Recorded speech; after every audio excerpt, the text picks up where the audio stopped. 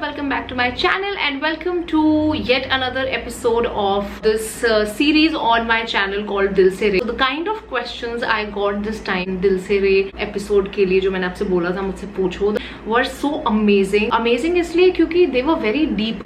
Life के बारे में, शादी के बारे में, relationships के बारे में. What I've decided for Dil Se Re series is that I am not really going to be talking about 20 things in one video. I am going to be doing one topic per video for Dil Se Re series. So every time there will be new topic and there will be only one topic. Okay, so second episode के लिए जो मैंने question लिया है, just ये था question का that how do you know that he is the one to get married to. Now, जो भी चीजें मैं इस वीडियो में बोलने वाली हूँ, I am not basically gonna give you ज्ञान कि आपको भी ऐसा करना चाहिए. मुझे ऐसा लगता है कि more than आपको ऐसा करना चाहिए से ज्यादा मैं कहूँगी कि ये मेरे लिए काम करी हैं चीजें, तो इसलिए मैं आप लोगों से ये चीज शेयर करने वाली हूँ. तो आज हम इस वीडियो में उसी बारे में बात करेंगे एंड इस टॉपिक के बारे में बात करते करते मैं साथ साथ करूंगी अपना मेकअप, सो दैट जिन लोगों का इस टॉपिक में इंटरेस्ट नहीं है या फिर इस टॉपिक से कोई लेना देना नहीं है वो लोग भी इस वीडियो को देख सके. सो या let's quickly get into the video and start talking about this topic, which is I feel very important for all the young girls to know. So yeah, let's start.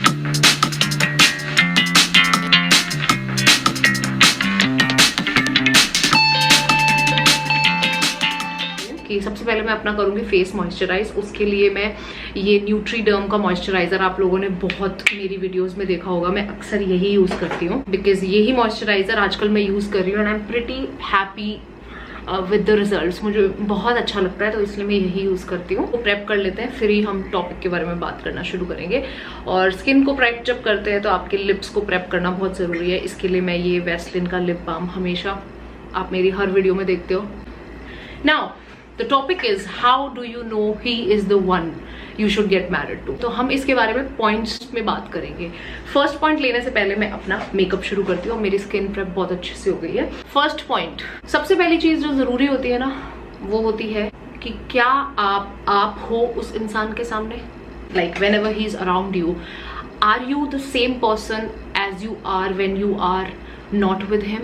कैसे होता है ना, जैसे कई बार कोई रिश्ते ऐसे होते हैं, कोई लोग ऐसे होते हैं हमारी जिंदगी में जिनको देख के हम अपनी चाल ढाल बदल लेते हैं या फिर थोड़ा सा क्लासी हो जाते हैं या फिर you should not behave like this in front of that person but we do behave like whatever in front of our friends or in front of our family.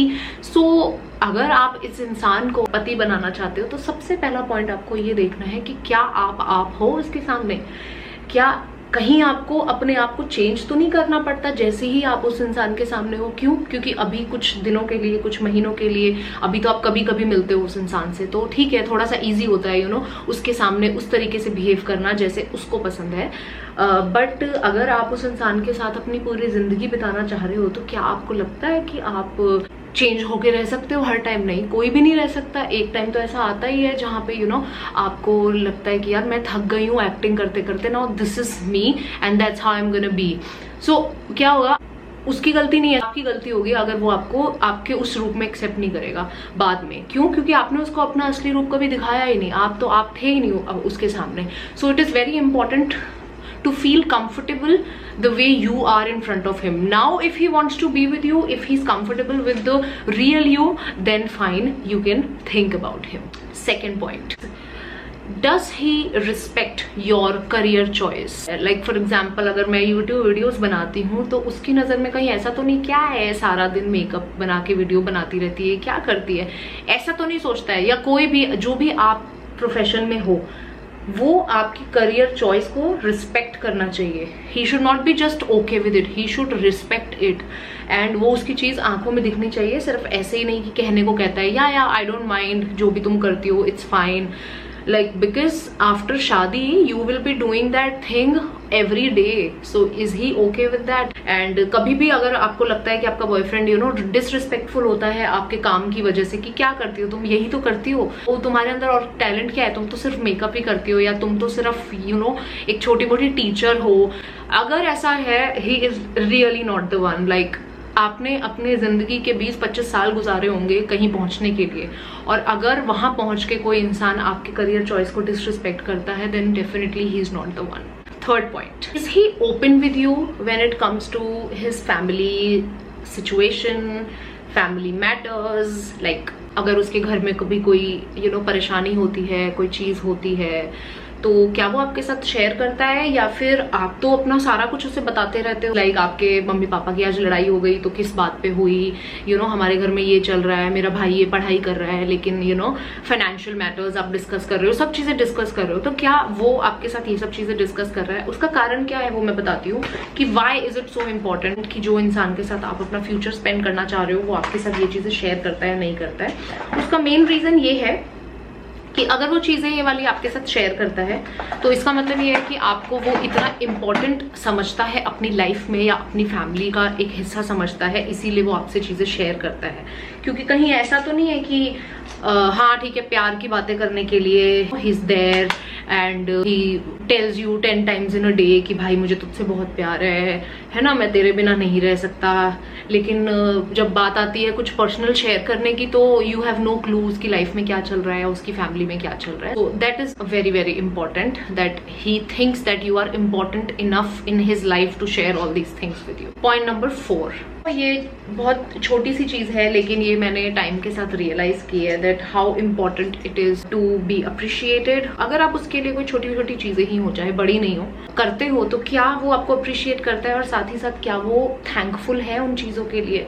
जैसे कई लड़के ना, बहुत मैंने देखा है, मेरी लाइफ में भी एक इंसान ऐसा रहा है पहले, माय ऑब्वियसली मतलब एक्स, जो बिल्कुल भी थैंकफुल नहीं था। मैं हूँ जिसको छोटी छोटी चीजें करनी बड़ी पसंद है किसी इंसान के लिए, लेकिन कई लोग क्या होते हैं उनके लिए ना ये ऐसे होता है कि हाँ तो मतलब okay fine you did it, and there are some people who will be like कि हाँ करा है तो करा है, मैंने तो नहीं बोला था तुझे करने को, तूने अपनी मर्जी से करा है, अब सुना मत। मुझे ऐसा लगता है कि यार थैंकफुल होना ना एक रिलेशनशिप में बहुत इंपॉर्टेंट होता है। लड़कियों की आदत होती है छोटी छोटी चीजें करने के लिए लड़के के लिए, तो जब आप वो छोटी छोटी चीजें करते हो और अगर आपका पार्टनर जो होता है, जो लड़का होता है, वो अगर उन चीजों को नोटिस करके वो चीजों को हल्का से ऐसे बोल देता है ना कि अरे यार बीवी तूने तो ऐसे किया, तो बहुत खुशी होती है और ना डबल मोटिवेशन मिलती है सामने वाले को और प्यार करने के लिए और ज्यादा उसके लिए कुछ करने के लिए। बिकॉज एक बार जब शादी हो जाती है ना तो काफी बदलाव आते हैं शादी के बाद, और आपको बहुत सी ऐसी चीजें होती हैं जो आपको करनी पड़ती हैं शादी के बाद और आपको करनी भी चाहिए। तो बस you have to make sure that person before शादी, is he thankful to you, does he appreciate you for all the small things that you do. If not then he's a thankless person. So point number 5, if he feels comfortable with your friends, if he's friendly with them, क्या कहीं ऐसा तो नहीं है कि वो आपके friends को समझता है कि oh they're nothing in front of me and you know oh my god how they behave, oh god ये कैसे करते हैं, तुम्हारे फ्रेंड्स कितने जाहिल हैं, या तुम्हारे फ्रेंड्स भाई ये मेरे दोस्त हैं और ये मेरे दोस्त तुम्हारे से पहले से हैं और ये वो दोस्त हैं जो मेरे लिए मेरे अच्छे या बुरे में खड़े हुए हैं। तो ये एक चीज बहुत इंपॉर्टेंट होती है, क्या वो तुम्हारी फ्रेंडशिप्स को वैल्यू करता है, चाहे वो लड़की हो चाहे वो लड़के हो, उन्हें कोई तुच्छ प्राणी तो नहीं समझता। कहीं वो कभी भी जिंदगी में तुमसे ये एक्सपेक्ट तो नहीं करता है कि तुम शादी के बाद या कभी भी अपने दोस्तों को छोड़ दोगी, क्योंकि हम लड़कियां इतनी मूर्ख होती हैं, मैं सच बता रही हूँ, हम लोग ना एक इंसान के लिए अपना सब कुछ छोड़ने को तैयार हो जाते हैं, और हम खुशी खुशी होते हैं। हमें लड़का बोलता नहीं है कि छोड़ दो, हम खुद ही करते हैं सब चीजें, अरे हमें तो हमारे बंदे से ऊपर कुछ नहीं है ना। लेकिन मैं सच बता रही हूँ, मैं भी उन पोजीशंस में रही हूँ, ठीक है। मैंने सच बताऊं तो कमल के लिए बहुत लोगों को छोड़ा है, लेकिन आज के डेट में जब okay I don't want to cry, honestly बताऊं तो मैं सोचती हूँ कि यार कमल की लाइफ तो वहीं के वहीं है। कई बार होता है ऐसी सिचुएशन आती है जहाँ पे कमल स्टैंड भी नहीं लेता लोगों के सामने मेरे फेवर में। तो कई बार क्या होता है, मुझे ऐसे होता है कि यार मैंने तो तेरे लिए इतने लोग छोड़ दिए, इतना कुछ कर दिया, इसको भी छोड़ दिया, तू मेरी दिल रखने के लिए मेरे को इतना भी नहीं कर सकता था कि चल मुझे सही बोल दे। तो होता है कई बार। सो इस चीज से मैंने ये सीखा है कि ना आपका रिलेशनशिप आपकी अपनी जगह होना चाहिए और आपके दोस्त, आपके रिश्तेदार, आपके जो भी आपकी लाइफ में है वो अपनी जगह होने चाहिए। आपको किसी को किसी के लिए छोड़ने की जरूरत नहीं। So he has to be very accepting of your friends, और ना ही तुमसे वो एक्सपेक्ट करे कि कल को कोई ऐसा हो गया तो तुम मेरे लिए छोड़ दो सबको, ऐसा। Point number 6, he should be comfortable अगर कहीं पे if he is known as your husband and you are not known as his wife, like अक्सर होता है ना कि ये इनकी वाइफ है या ये उनकी गर्लफ्रेंड है। कई जगहों पे ऐसा भी होता है। फॉर एग्जाम्पल आप ज्यादा सक्सेसफुल हो एंड अब जैसे मेरा यूट्यूब चैनल है, ठीक है, मेरा काम ऐसा है, तो आप में से बहुत सारे लोग ऐसे होंगे जो कल को मान लो कमल को कहीं देखे, कमल के पास जाके बोले कि आप ज्योति के हस्बैंड हो ना। हो सकता है, क्वाइट पॉसिबल, राइट, क्योंकि that's how A lot of you know कमल, ठीक है। कमल इज एन एक्टर। बहुत से लोग हैं जो मुझे ऐसे जानते हैं कि ये कमल की वाइफ है, ठीक है, तो वो होता है, it's fine. So is he comfortable with that कि आप उससे हो सकता है ज्यादा फेमस हो जाए, आप उससे ज्यादा अचीव कर लेते, तो कुछ भी रीजन हो सकता है कि लोग आपको आपके नाम से जाने और आपके पति को आपके पति कह के बुलाएं। तो is he comfortable with that? ये बहुत कम मर्दों में होता है, बहुत कम मर्दों में होता है। वैसे तो वो बोलते हैं कि या अरे I want you to reach you know these heights and I want you to achieve this, but ऐसी जगहों पे आके उनको तकलीफ होती है कि भाई मुझे ऐसे पहचाना जा रहा है कि ये ज्योति का हस्बैंड है या ये फलानी का हस्बैंड है, तो लोग अगर उसको आपके थ्रू पहचानेंगे तो he should be comfortable with that. Point number 7, he should be absolutely independent financially. I am not saying that oh girls can't be independent, girls can take money from, वो हम उस पॉइंट पे नहीं जा रहे हैं, अभी हम सिर्फ लड़कों की बात कर रहे हैं, ठीक है। बहुत से ऐसे पॉइंट्स हैं, ये सारे ही एक्चुअली ऐसे पॉइंट्स हैं जो एक लड़की पे भी लागू होते हैं, बट हम वो बात नहीं कर रहे हैं अभी। इसलिए मुझे कमेंट्स में ये मत बोलना कि अरे मैं लड़के से बहुत एक्सपेक्ट कर रही हूँ, अपने बारे में क्या। ये सारे पॉइंट्स हम पे भी लागू होते हैं, बट अभी हम लड़कों की बात कर रहे हैं, ठीक है। So he should be financially independent and he should not be at all dependent on you for finances. हाँ, आप क्योंकि कपल हो और आप दोनों दूसरे का साथ नहीं दोगे तो और कौन देगा, कि कल को अगर उस आदमी को कभी ज़रूरत पड़ती है, वो एक बुरे टाइम से निकल रहा होता है और अगर आपके पास पैसे हैं हेल्प करने के लिए, तो आप क्यों नहीं करोगे। लाइक कमल और मैंने अपना रिलेशनशिप में हमेशा ऐसे किया है that we do 50-50 of everything, right. But कई लड़कियां मैंने देखा है ऐसी होती हैं जो कहती हैं अरे यार तेरे लिए तो कुछ भी, हाँ तू मेरा ये भी ले ले, तू मेरा ये भी ले ले। बहुत बार ऐसा होता है कि लड़के इस चीज का फायदा भी उठा सकते हैं, कि लड़के सोचते हैं अरे सही है यार, इसकी तो कोई रिस्पॉन्सिबिलिटी भी लेनी पड़ेगी, ये तो अपने आप ही सब कुछ कर लेगी, इसका तो कोई यार कोई टेंशन ही नहीं है, चलो इसी से शादी कर लो, है ना। वो चीज नहीं होनी चाहिए, क्योंकि कल को आप प्रेग्नेंट हो गए, आपको घर देखना है, आपको बच्चे देखने हैं, वो भी तो जैसे आपसे ही एक्सपेक्ट किया जाएगा ना। हम आदमी से तो एक्सपेक्ट नहीं करेंगे कि वो अपने काम धाम छोड़ के बच्चों को पाले, हम पालेंगे ना घर में रह के। तो ऐसे ही एक्सपेक्ट किया जाता है कि एक आदमी भी जो है वो फाइनेंशियल एस्पेक्ट को मोस्टली कवर करे। अदरवाइज ठीक है, you are there, you will be there, but he should not be dependent on you, कि मतलब सोच ही लिया कि चलो यही करेगी, एंड उसके दिमाग में कभी ये नहीं होना चाहिए कि इस लड़की के पास इतना है तो चलो हम मिलके कर लेंगे। नहीं, आई रियली फील, मेरे एक्सपीरियंसेस के साथ मैं बोल रही हूँ, ठीक है, आपको अपनी पूरी रिस्पॉन्सिबिलिटी लेनी चाहिए। ऐसे नहीं कि शादी हो गई तो अब तुम्हारा पति सब कुछ करेगा, ऐसा कुछ नहीं है। बट हाँ, अगर ऐसी कोई सिचुएशन आ जाए तो आपको देखना चाहिए कि क्या ये इंसान इस लायक है कि ये पूरा घर की जिम्मेदारी उठा पाएगा, हमारे बच्चों की जिम्मेदारी उठा पाएगा या नहीं पाएगा। सो उस टाइम के लिए आपको पहले सोचना चाहिए। अदरवाइज तो आप अगर करना चाहते हो तो करो, जैसे मैं और कमल भी कर रहे हैं, it's fine, but I have to have the security back of the mind कि ठीक है कमल देख लेगा कल को अगर मैं प्रेग्नेंट हो गई या मैं सो ये चीज होनी बहुत जरूरी है। पॉइंट नंबर 8, जब कभी आप लड़ते हो, लड़ाई तो होती होगी, लड़ाई नहीं होती है तो फिर तो बहुत ही मतलब फिशी काम है ये। रिलेशनशिप ही नहीं है अगर लड़ाई नहीं होती, तो लड़ाई तो होती है और होनी भी चाहिए। तो लड़ाई में आपको ये देखना चाहिए कि हेल्दी फाइट्स होती हैं या फिर गंद वाली फाइट्स होती हैं, जहाँ पे आप दोनों अपने आप को सिर्फ ऊंचा दिखाने के लिए दूसरे को तार कर देते हो। तो कहीं ऐसा तो नहीं है, मतलब you should have healthy fights, दोनों एक दूसरे के पॉइंट्स सुन रहे हैं और दोनों ही काम करना चाह रहे हैं एक चीज पे और डिस्कस कर रहे हैं कि भाई लड़ाई हो रही है तो उसका सोल्यूशन कैसे निकाला जाए, दोनों अपने पॉइंट्स बताएं। और कई बार लड़ाइयाँ ऐसी होती हैं जहाँ पे सिर्फ एक दूसरे को खत्म करने के लिए लड़ाइयाँ होती हैं कि भाई तू ही गलत है। क्या सामने वाला अपनी गलती अगर उसे दिख रही है साफ साफ, तो क्या वो अपनी उस गलती को मानने के लिए तैयार, वो बड़ा जरूरी है। लड़ाइयाँ सिर्फ इसलिए होनी नहीं चाहिए कि ये बताने के लिए कि भाई तू ही गलत है। लड़ाइयाँ होती हैं तो इसलिए भी होनी चाहिए कि ये भी पता चले कि भाई लड़ाई हो रही है तो क्यों हो रही है और इसका क्या सोल्यूशन, तो उसका कुछ हल निकल के आना चाहिए लड़ाई के अंत में। ऐसे नहीं कि बस ठीक है लड़ाई हो गई और अब अपने आप को सही साबित कर लिया और सामने वाले को गलत साबित कर दिया, चलो जी एंड ऑफ लड़ाई, ऐसे नहीं होना चाहिए। You should have healthy fights and every time you fight उस सेम टॉपिक पे आपकी दूसरी बार लड़ाई नहीं होनी चाहिए। सामने वाले को बहुत जल्दी समझ लेना चाहिए कि भाई सामने वाला मुझसे क्या एक्सपेक्ट कर रहा है। Point number 9 that if you know want similar things in life, similar things से मतलब ये है कि आपकी जो लाइफ से एक्सपेक्टेशंस है ना वो सिमिलर होनी चाहिए। ऐसे नहीं कि एक इंसान तो इस सोच का है कि भाई अरे यार चिल मारो यार, लाइफ में इतनी क्या टेंशन है, छोड़ना यार। एक की तो ऐसी अप्रोच है, बुरी नहीं है अप्रोच, ठीक है, हर किसी की अपनी अप्रोच होती है। और एक है भाई इतना पैशनेट है काम के लिए कि बस मुझे इस जिंदगी में भाई ये भी अचीव करना है, ये भी अचीव करना है। तो वो नहीं होना चाहिए। क्यों? क्योंकि कल को फिर जब आप लोग साथ में रहते हो तो इस वजह से बहुत सारी प्रॉब्लम्स हो सकती हैं आपके रिश्ते में, विच इज नॉट गुड। अब जैसे मैं और कमल हैं तो हम दोनों ही लाइफ में कुछ अचीव करना चाहते हैं। मेरे पास तो कोई बैक है ही नहीं, मतलब जिन पे मैं डिपेंडेंट हो सकूं।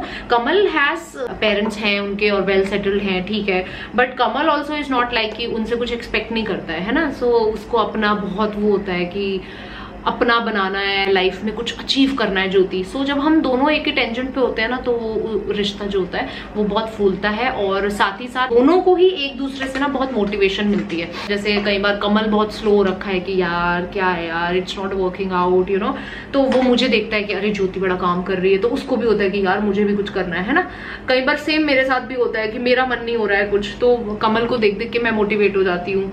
तो अब यही लगा लो, मैं बहुत पैशनेट हूँ और कमल बिल्कुल पैशनेट नहीं है, और कमल तो अपना सिर्फ लगा हुआ है लाइफ एंजॉय करने में।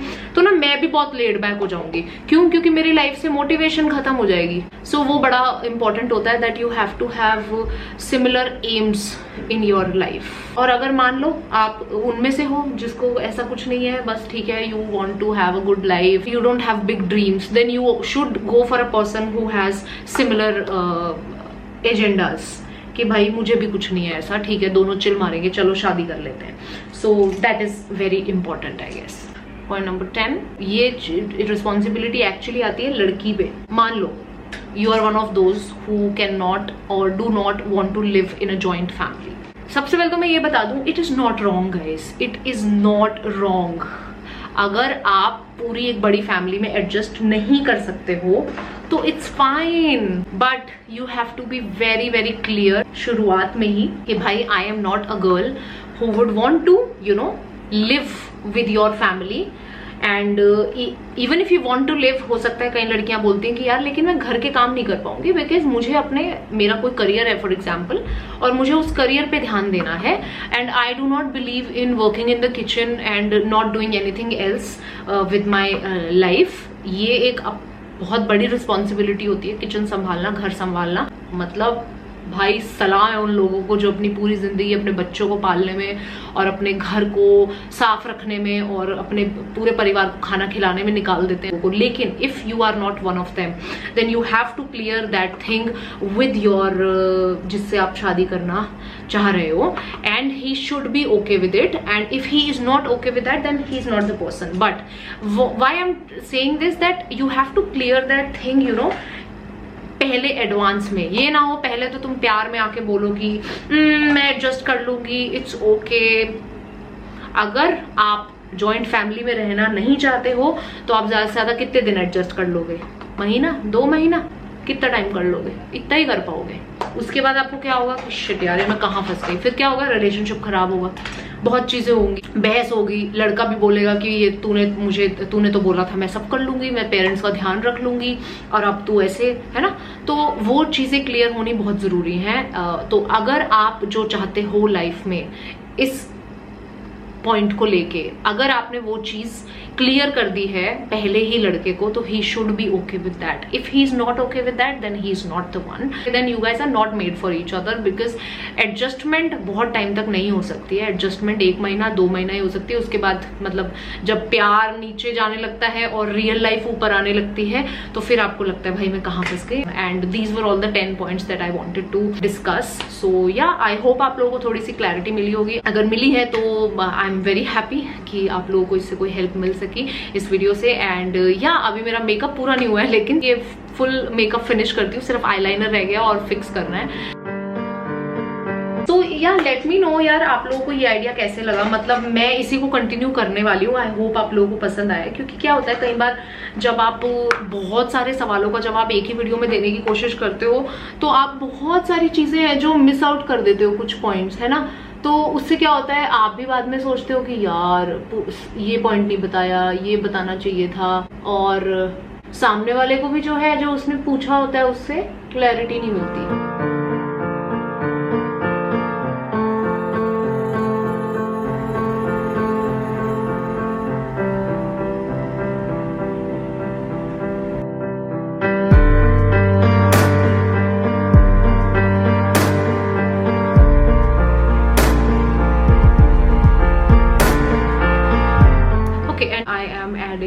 पर्पल बो वाले हुप्स मैं टैग कर दूंगी जिस पेज के ये इयररिंग्स हैं। That's it. Now I'm just gonna pack the whole makeup.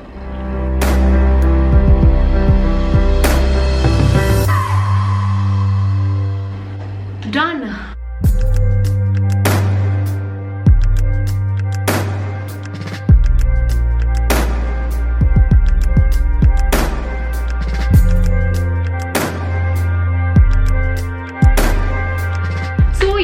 This is the look that I created and I hope आप लोगों को जिस मुद्दे पे हमने बात की है, अगर आप उसी किसी सिमिलर सिचुएशन से अपनी लाइफ में निकल रहे हो तो आई होप आप लोगों को थोड़ी सी क्लैरिटी मिली होगी और थोड़ी सी मदद मिली होगी। सो या हम लोग दिल से रे सीरीज में अब से यही किया करेंगे दैट कोई एक मुद्दा उठाया करेंगे और उसके बारे में बात किया करेंगे। एंड अगर आप भी चाहते हो कि मैं किसी ऐसे मुद्दे पे बात करूं जिससे शायद आपको थोड़ी सी क्लैरिटी मिले, अगर आप किसी सिचुएशन में हो तो अगर आप चाहते हो मैं उसके बारे में बात करूं तो आप लोग डेफिनेटली मुझे कमेंट्स में बता सकते हो। और अगर आप कोई ऐसी चीज़ है जो पब्लिकली नहीं लिखना चाहते हो तो आप मुझे कैसे मेल कर सकते हो। हाँ, यू कैन ईमेल मी, तो मैं बिना आपका नाम लिए भी बात कर सकती हूँ उस मुद्दे में, जैसे मैंने किसी का नाम नहीं लिया है इस वीडियो में। सो आपको प्राइवेसी की कोई टेंशन नहीं है। So we can definitely talk about it. And also a very important disclaimer I want to give is that मैं जिन चीज़ों के बारे में भी बात करूंगी, इट्स नॉट लाइक मैं कोई ज्ञान बांट रही हूँ या मैं कोई रिलेशनशिप एक्सपर्ट हूँ। ये मैं अपने एक्सपीरियंस से बताऊंगी जो मुझे लगता है कि यू नो मैं क्या फील करती हूँ उन मुद्दों के बारे में, तो मैं उसी बारे में बात करने वाली हूँ। This is it. I felt really nice having this chit chatty get ready with me kind of video. Let me know in the comments if you liked it too. Please do not forget to like this video, share this video and also subscribe to my channel if you still haven't. This is it. I'm going to see you guys super soon in my next video. Till then, bye bye. Take care, guys.